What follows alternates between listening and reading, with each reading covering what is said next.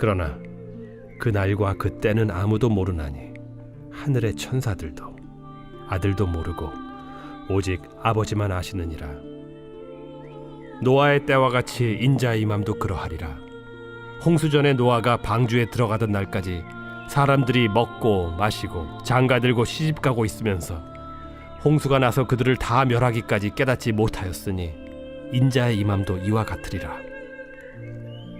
그때 두 사람이 밭에 있음에 한 사람은 데려가고 한 사람은 버려둠을 당할 것이요, 두 여자가 맷돌질을 하고 있음에 한 사람은 데려가고 한 사람은 버려둠을 당할 것이니라.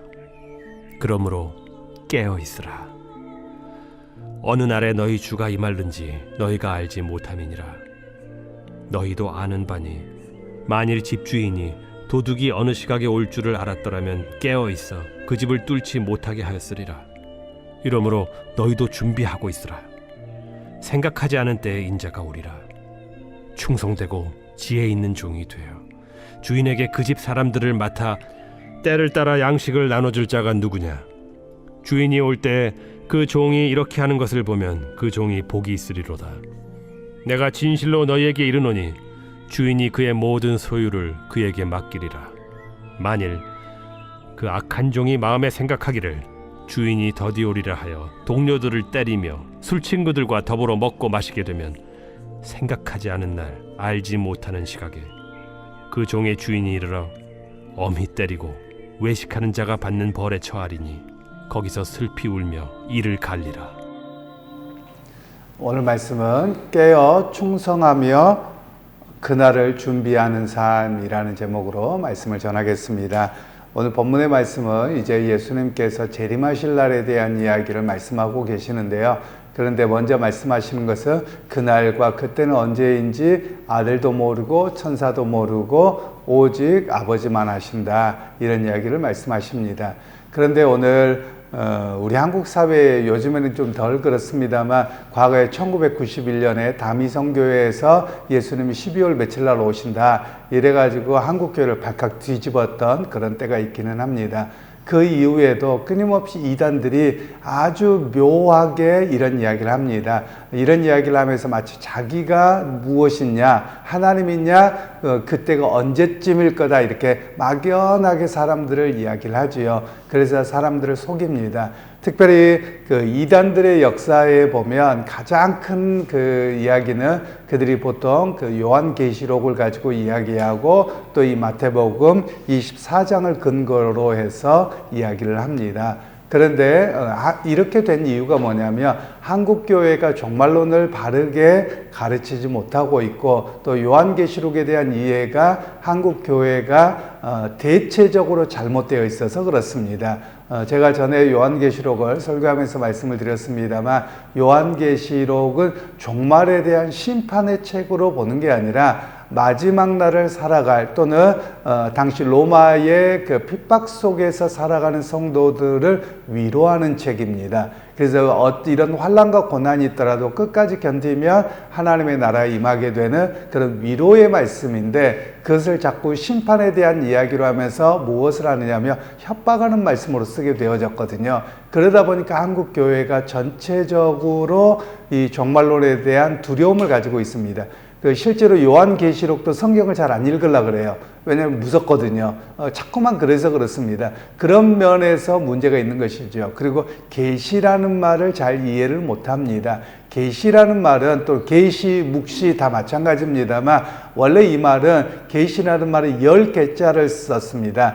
그래서 보여주어 알게 된다. 즉 하나님의 메시지가 무엇인지를 누구든지 읽으면 깨닫고 보여준다, 이런 의미거든요. 그런데 우리는 묵시록이란 말을 쓰면서 아주 교묘하게 써서 아무도 모르고 감추어진 성경이다, 감추어진 말씀이다, 이렇게 접근해 버렸거든요. 그러다 보니까 요한계시록에 대한 이해가 부족하고 읽기만 해도 괴직 겁나고 이런 모습 속에서 사람들을 조금만 방향을 틀면 이단으로 빠지게 되는 그런 상황을 한국교회가 만들어내고 있습니다. 이거는 굉장히 우리 한국교회가 가지고 있는 약점이라고 할 수 있는 그런 부분이겠습니다.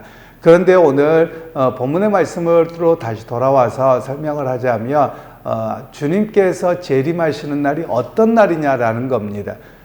오늘 또 이 본문에서 강조점이 어디 있느냐는 거예요. 많은 사람들이 성경을 읽고 글을 읽을 때 메시지의 그 의미, 강조점을 잃어버립니다. 오늘 또 주님께서 마지막 날 오실 때 누구는 버려두고 누구는 데려가고 어디에 강조점이 있겠습니까? 버려둔 사람의 강조점이 있습니까? 아니면 끝까지 견디고 믿음을 지키는 사람을 주님이 데려가신다는 것에 강조점이 있습니까? 데려간다는 데 강조점이 있죠. 그런데 우리는 어디에 있느냐면 요 다른 쪽에 있는 겁니다. 여러분 그 이야기는 다르게 이야기하면 구원의 확신이 없는 겁니다. 요한계시록을 읽을 때도 겁나고 뭐하고 이런 건 다 구원의 확신이 없어서 그래요. 내가 구원받지 못할 것 같으니까 그런 거죠. 여러분 그런 측면에서 내가 구원받을 것에 대한 확신, 구원의 확신을 가지는 사람은 심판의 메시지를 아무리 읽어도 별로 두려울 일이 없다라는 것이죠. 그런 측면에서 우리의 신앙을 다시 한번 점검할 필요가 있음을 우리에게 말씀을 하고 있습니다. 그러면서 오늘 성경에서는 무엇을 이야기하냐면 때보다도 태도를 이야기합니다. 주님이 언제 오시느냐가 중요하지 않고 이 땅에서 주님을 의지하고 믿는 믿음의 사람이 어떤 태도로 이 땅에서 살아가야 될 것이냐, 이게 더 중요하다라는 것을 말씀하고 있습니다. 또한 이단들의 특징, 또 이단 비스무리한 한국교회의 특징이 있습니다. 그게 뭐냐면 자꾸 기간을 이야기합니다. 그리고 이 땅에서의 삶을 성실하게 어떻게 살아드릴 것이냐의 마음이 이쪽에 있는 게 아니라 성도들에게 일상의 삶을 못 살게 하는 겁니다. 그리고 자기들만 특별하게 구원받는 것이냐, 이렇게 사람들을 이야기하고 호도하고 있는 그런 모습을 우리가 기억할 필요가 있겠습니다.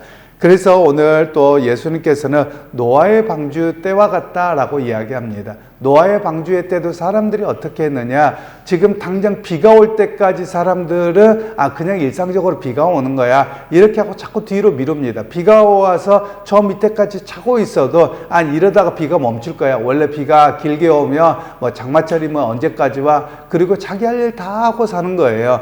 이때 물론 노아 홍수 때 타락한 건 맞습니다만 타락이 문제가 아니라 이 사람들이 하나님의 말씀을 들을 때 어떤 태도였느냐가 더 중요한 겁니다. 하나님의 말씀은 그대로 이루어집니다. 이루어질까 말까가 아니에요. 하나님의 말씀은 100% 이루어집니다. 그래서 그 말씀에 대한 신뢰 속에서 그 음성을 듣고 또 그렇게 해야 되는 말씀으로 이야기를 하고 있습니다.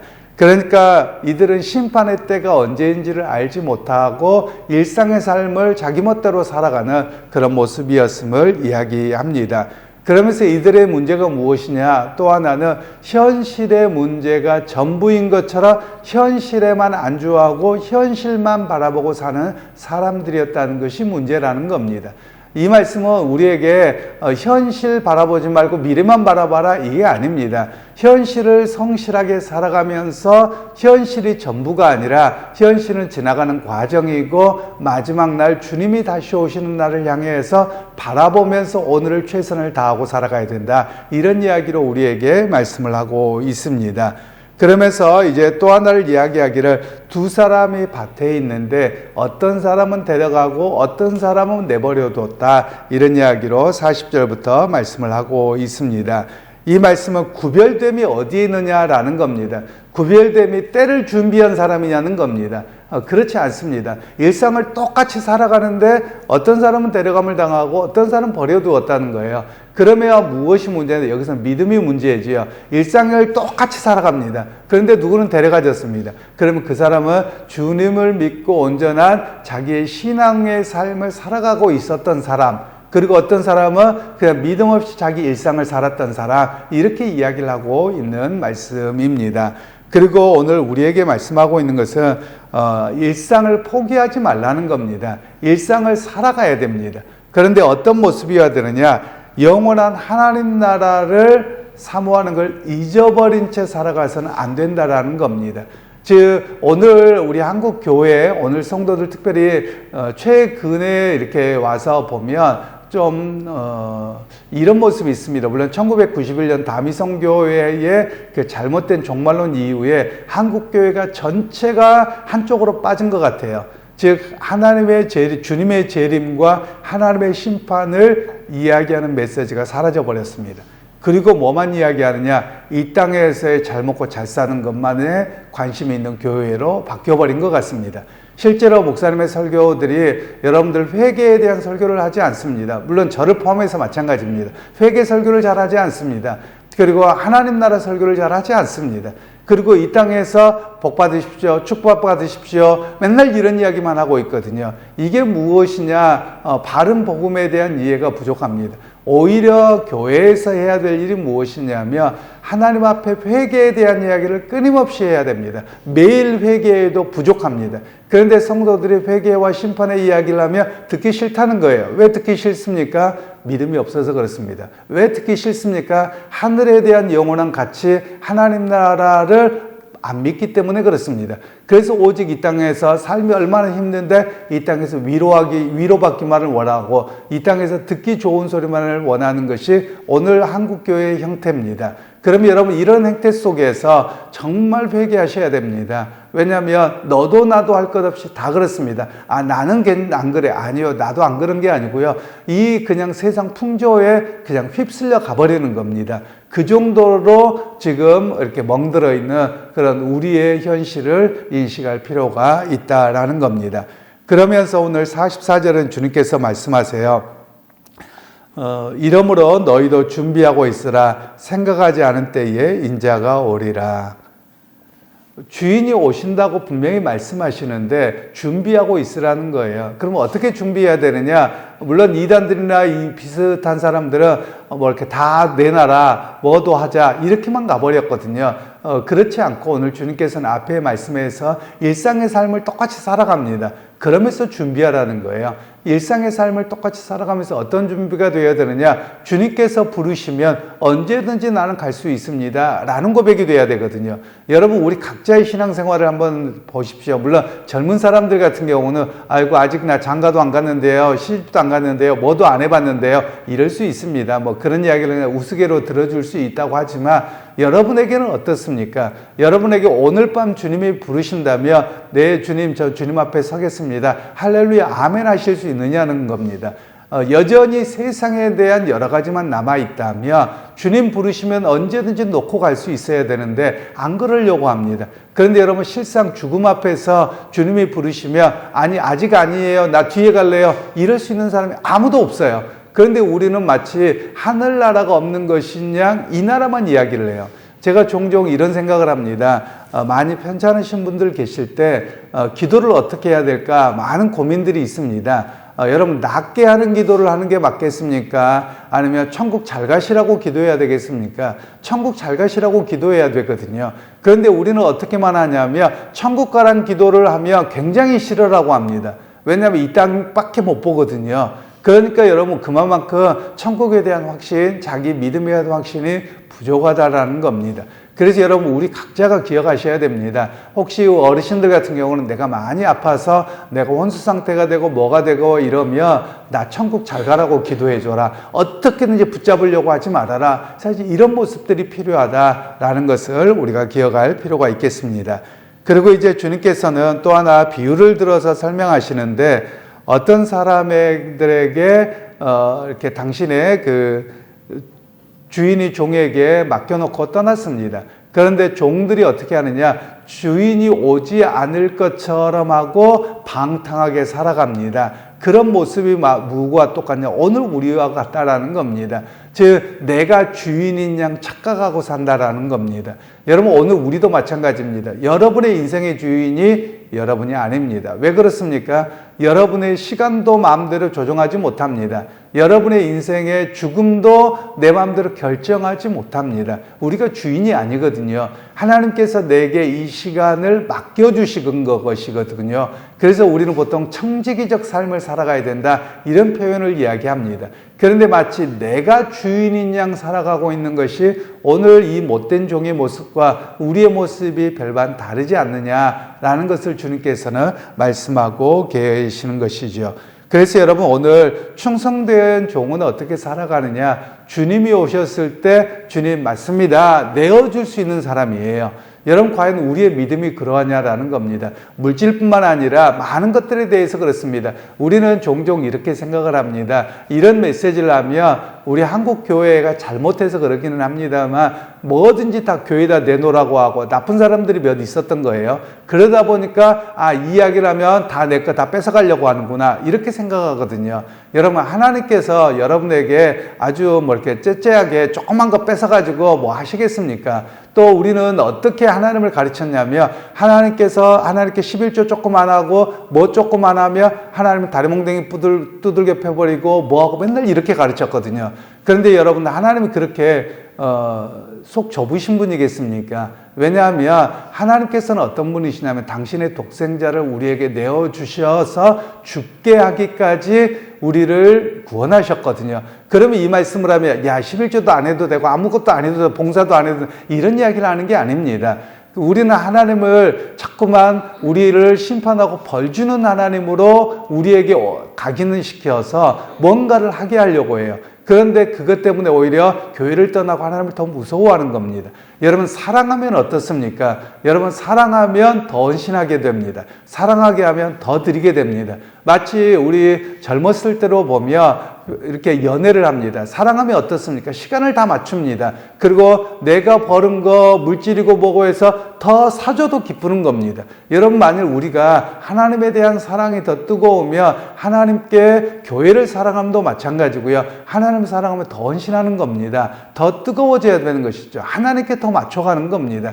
그런데 우리는 뭐냐면 강제적으로 뭘 겁을 줘서 하려고 하다 보니까 그것 때문에 누구를 봅니까? 하나님을 바라보는 게 아니라 목사를 바라봅니다. 성도를 바라봅니다. 그래서 요 정도 하면 내가 했겠지. 여러분 하나님 여러분의 속 중심을 보고 계십니다. 그러니까 여러분 우리의 신앙을 다시 한번 점검하셔야 됩니다. 내가 교회를 봉사하고 섬기는 일이 무엇 때문에 하냐는 겁니다. 내가 정말 주님을 사랑함으로 하느냐, 하나님을 사랑하기에 더 하느냐, 아니면 남들 보고 목사의 눈치를 봐서 하느냐, 이것을 우리에게 점검하도록 하는 그런 말씀이라고 할 수 있습니다.